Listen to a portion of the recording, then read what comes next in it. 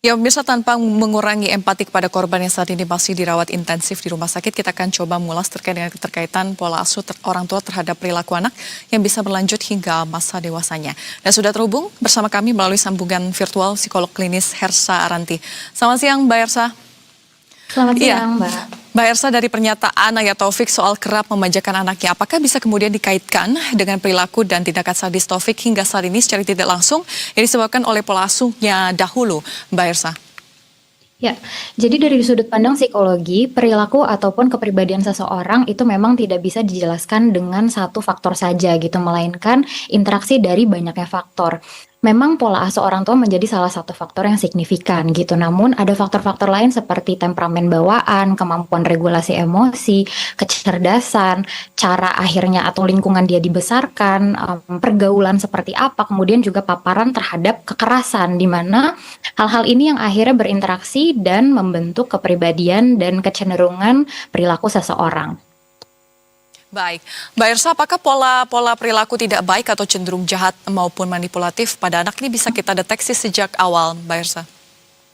Ya, jadi ada beberapa hal yang bisa kita perhatikan dari anak ya. Meskipun tidak semua polanya itu berbentuk akhirnya eksplisit. Kalau yang eksplisit kan gampang akhirnya ditangkap. Seperti misalnya anak melakukan kekerasan baik secara fisik maupun verbal ke teman yang lain contohnya, ataupun pada orang lain gitu. Namun ada pola-pola yang sebenarnya cukup implisit tapi namun perlu diperhatikan juga gitu. Contohnya anak misalnya tidak berempati pada orang lain, misalnya ada orang lain yang sedang kesulitan atau sedang terjatuh gitu ya, tapi anak ini tidak ada misalnya rasa ingin membantu atau rasa kasihan gitu. Kemudian anak tidak merasa bersalah saat melakukan kesalahan atau saat merugikan orang lain, baik yang disengaja maupun tidak disengaja, sehingga hal-hal ini yang penting untuk akhirnya diperhatikan dan juga penting untuk tidak diberi label, sebenarnya tidak diberi label negatif, agar anak dapat kita justru telaah penyebabnya seperti apa, misalnya bisa dibawa ke psikolog juga untuk akhirnya dilakukan assessment sehingga bisa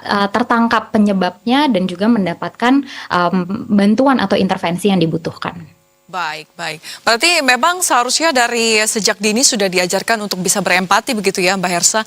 Lantas bagaimana Ya. kemudian cara merubah pola asuh ataupun mendidik anak yang cenderung memiliki perilaku tidak baik atau manipulatif ini, Mbak Hersa? Apakah juga memang perlu diperhatikan atau misalnya dari orang tua itu tidak harus langsung diberikan gitu ketika anak menginginkan sesuatu begitu, Mbak Hersa? Ya, betul. Jadi orang tua sangat penting di sini peran orang tua untuk akhirnya memberikan batasan-batasan, memberikan aturan yang juga jelas, sehingga anak akhirnya bisa belajar mengenai nilai-nilai yang baik, kemudian konsekuensi, sebab akibat gitu ya.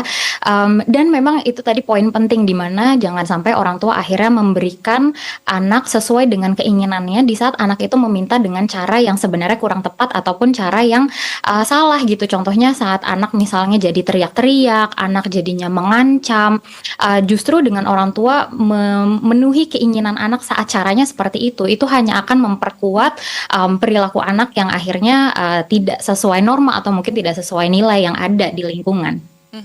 Dan bagaimana seharusnya penerapan pola asuh terhadap anak ini supaya juga misalnya keadaannya, kondisi orang tuanya ini misalnya berada bersama dengan orang tuanya begitu, tinggal bersama ibu mertua mungkin ya yang sepertinya akan dari pengasuhannya ini akan ada campur tangan orang lain. Ini seperti apa supaya tetap pola parentingnya itu tidak akhirnya menjadikan anak ini manipulatif begitu, Mbak Ersa? Ya, jadi pola asuh dari orang tua maupun lingkungan yang sebenarnya sehat adalah pola asuh yang seimbang gitu, di mana orang tua bisa menjadi support system, bisa menjadi sosok yang mendukung, memberikan kehangatan, kemudian juga kasih sayang gitu ya, tapi tetap akhirnya bisa memberikan aturan-aturan dan batasan-batasan yang jelas sesuai dengan nilai dan juga sesuai dengan norma yang berlaku di masyarakat gitu. Dengan begitu anak akhirnya bisa memahami, bisa memiliki empati terhadap orang lain, bisa menghargai hak orang lain, dan yang paling penting adalah anak akhirnya bisa saat membuat keputusan atau saat bertindak itu ada pemikiran terlebih dahulu apakah perilaku ini ataupun tindakan ini sesuatu yang akhirnya positif ataupun tidak gitu ya, sehingga anak nanti tumbuh besar bisa menjadi orang yang bermanfaat bagi dirinya sendiri maupun orang lain gitu ya, dan juga tidak merugikan gitu ataupun menampilkan perilaku-perilaku yang tidak sesuai dengan norma. Ini adalah sense yang sangat penting untuk akhirnya dibangun pada anak gitu ya sejak dini untuk akhirnya memahami setiap perilaku itu ada pertanggungjawabannya dan ada konsekuensinya. Namun bagaimana kalau misalnya pola asuhnya ini ada peran juga dari orang tua, mungkin dari nenek atau kakek yang sepertinya juga ikut serta begitu ya untuk mengasuh anak kita. Itu seperti apa Mbak Hersa untuk kita sebagai orang tua ini mengambil peran dan membatasi begitu ya supaya pola asuh kita itu tidak terganggu begitu ya mungkin Mbak Hersa?